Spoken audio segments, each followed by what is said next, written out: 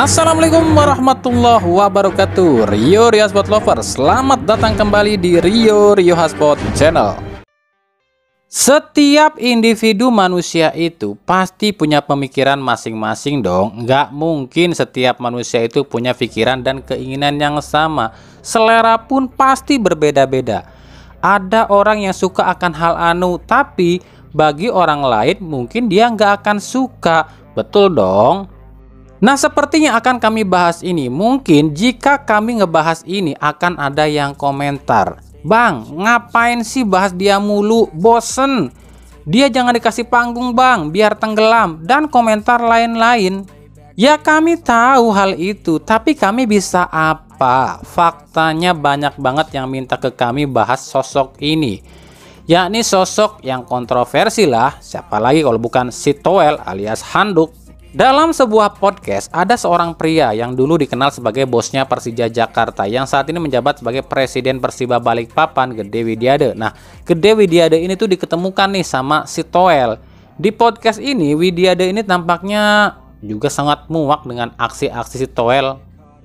Ingat, Widiade ini tuh terkenal dengan tokoh yang agak keras. Dia ini agak aneh sih orangnya. Kadang-kadang nyeselin juga sih. Tapi Widiade ini salah satu orang yang selalu ngedukung timnas apapun kondisinya. Dia emang sering nih nyinyirin sana-sini, terus ngomel sana-sini, ngoceh sana-sini. Tapi itu lantaran dia tahu luar dalam sepak bola Indonesia. Beda dengan Toel ya. Di podcast ini ada sebuah ucapan dari Widiade yang seolah menantang si Toel buat ngelatih klub Liga Indonesia, entah itu klub Liga 3 ataupun Liga 2. Alias Widiade ini tuh pengen bilang nih sama si Toel, "Lu buktiin dulu ucapan lu," atau gini deh istilah kasarnya. Mungkin si Widiade ini istilah kasar ngomong gini ya, "Lu nggak usah cuma bacot, cobain dulu lu jadi pelatih, baru lu boleh ngebacot," gitu kali ya. Nah, ini cuplikan pernyataan dari Widiade.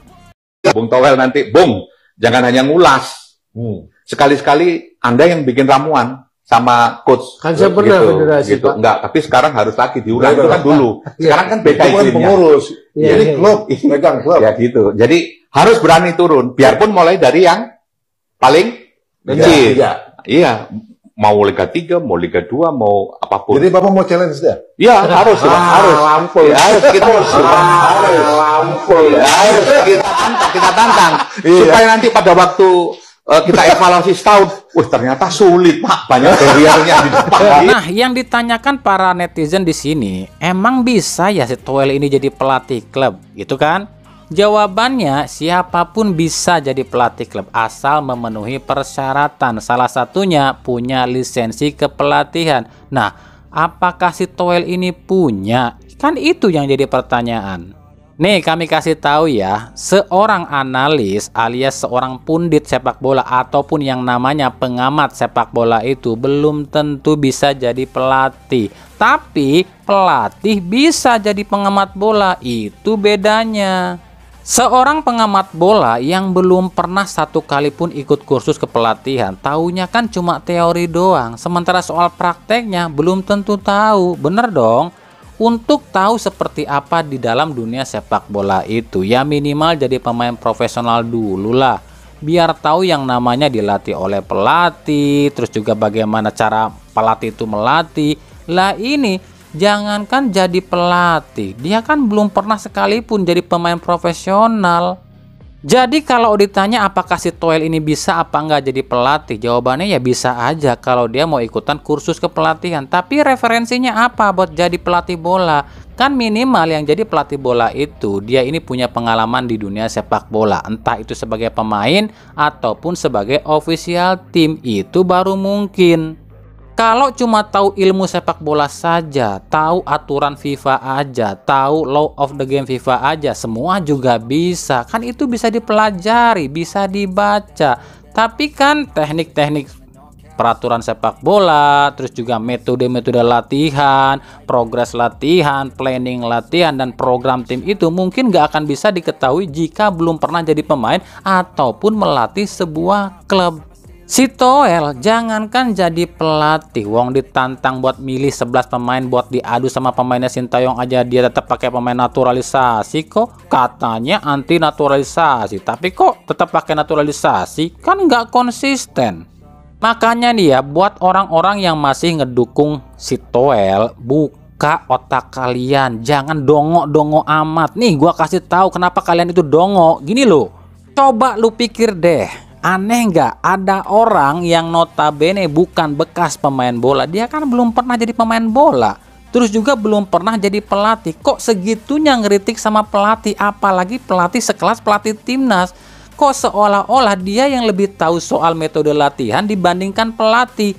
Bener nggak? Ya kalau si Toel ini ngerasa lebih pintar dan lebih hebat dari Sintayong, lah tuh ambil aja tantangan dari Gede Widiade. Mampu nggak lu? Kan gitu. Cukup ya?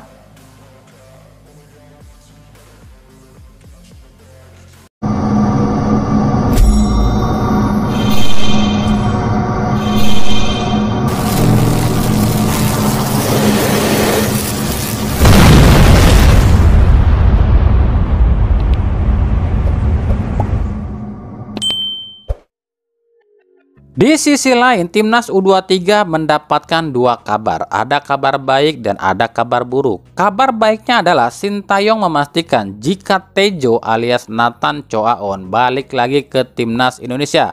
Nah ini ya pernyataan dari Sintayong.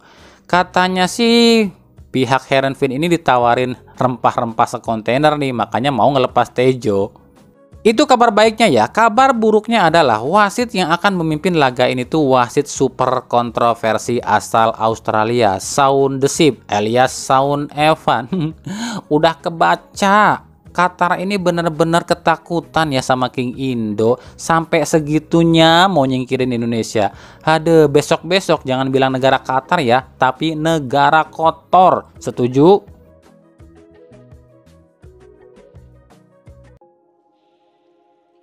Kita beralih ke berita klub.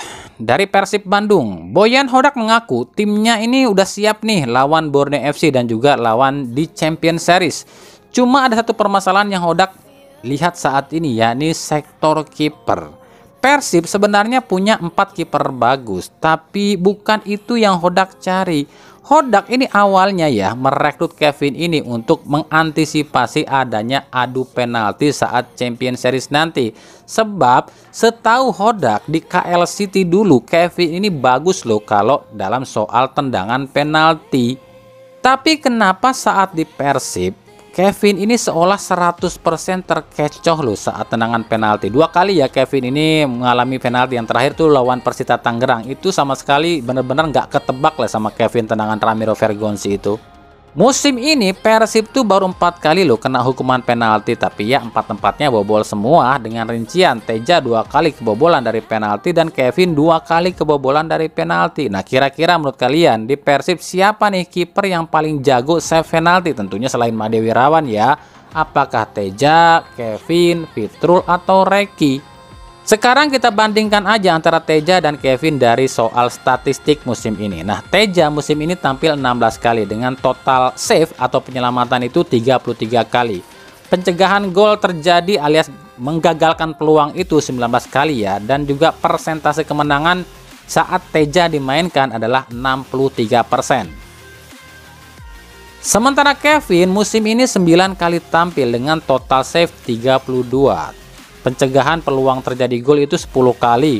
Dan persentase kemenangan saat Kevin main itu 1/1 alias 52%. Nah, silakan pendapat kalian. Siapa yang paling layak ditampilkan di Champions Series?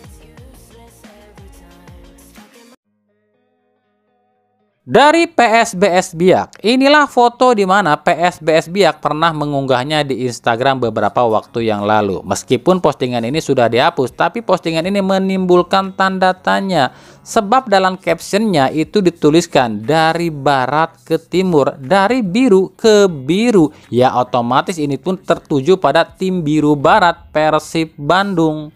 Nah, yang harus kalian ketahui bukan soal nomor punggung lo ya. Nomor punggung itu cuma menggambarkan posisi aja. Jadi nomor 3 itu back, nomor 8 itu gelandang, dan nomor 9 itu namanya striker. Kalau pendapat kami, back itu jelas ya Victor Igbonevo, gelandang jelas Abdul Aziz, dan striker karena rambutnya pirang ya mungkin Ezra Walian. Tapi ini cuma tebakan kami lo ya. Bisa benar bisa salah. Gimana buat kalian dengan postingan PSBS ini? Dan inilah daftar seluruh pemain incaran PSBS Biak yang kami dapatkan informasinya dari sumber kami di Jayapura. Ada Terence Puhiri dari Borneo FC. Ada Osvaldo Hai dari Bayangkara FC. James Kelly Schroyer dari Persik Kediri. Ricky Kambuaya dari Dewa United.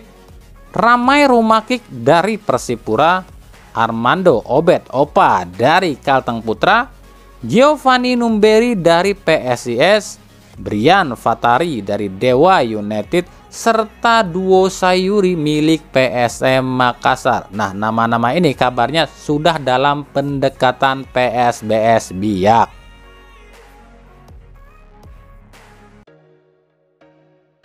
Masih ingat Alim Zumakulov, gelandang asal Rusia yang pernah kami bahas profilnya ya? Ternyata doi ini lagi didekati oleh tim asal Sulawesi cuy. Ya udah tahu dong pasti tim mana itu, tentu saja tim ayam jantan dari timur, PSM Makassar. Buat kami ini unik loh, PSM tetap gencar cari pemain baru, padahal PSM ini kan lagi kena 3 kasus nih. Yang pertama kasus registration ban dari FIFA, yang kedua sanksi dari APPI soal tunggakan gaji, bahkan ini kabarnya sih akan dibawa ke jalur hukum ya. Yang ketiga soal pemilikan stadion. Nah, 3 kasus ini kan membutuhkan dana yang fantastis nih buat menyelesaikannya. Kok ngebet berburu pemain ya? Gaji pemain dan pelatih aja sekarang udah 5 bulan loh gak dibayar. Lah malah duitnya buat nyari pemain baru. Terus tuh pemain baru apa mau ditunggak gaji lagi gitu? Entahlah.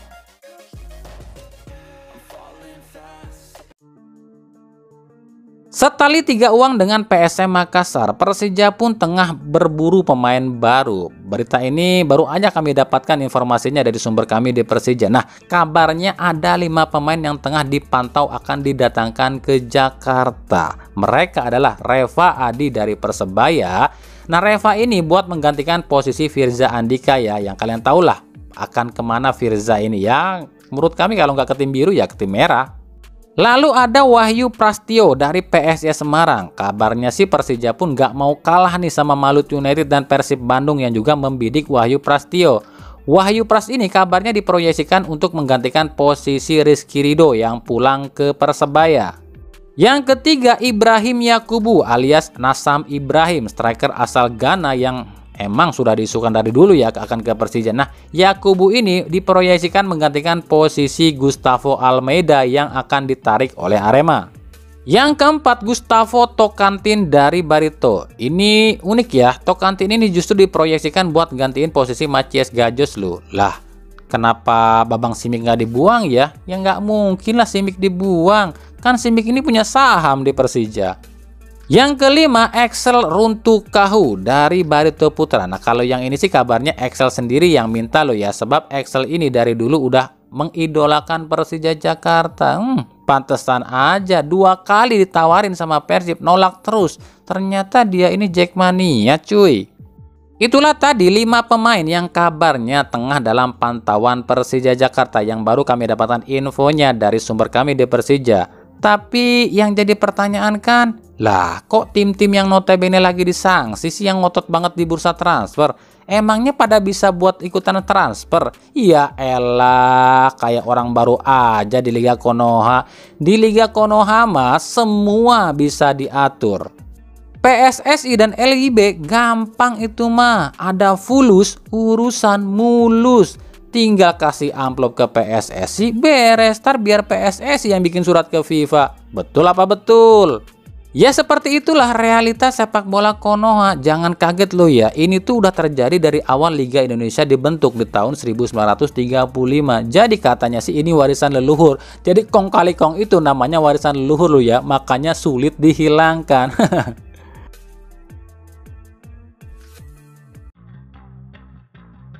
Ya kayak yang satu ini nih, rencana LIB agar Liga 1 tetap ramai dan menarik pun sukses dengan membuat Bali United menang di laga lawan Persebaya. Ini kan kalau kata LIB, ya Bali jangan kalah dong, kalau kalah udah nggak rame Liga 1, nggak bakalan ada yang nonton, kan udah jelas Persib urutan 2, gitu kan? Cuma yang bikin kami bingung itu, kok iso-isone lho Persebaya koyok ngono, pantes aja wingi kui Munster kui bengak-bengok. Wajar lah Munster ini heran kenapa para pemain Persebaya jadi kayak gini. Ini kan yang disalahin pasti pelatih loh. Padahal kan pelatih nggak tahu apa-apa.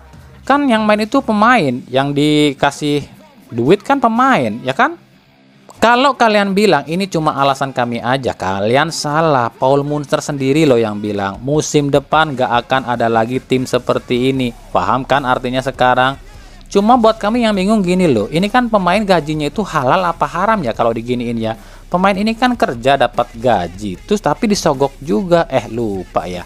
Maling juga kerja kan, tapi kan tetap aja duitnya maling itu haram. Ya sama kayak pemain juga kalau dikasih duit begini.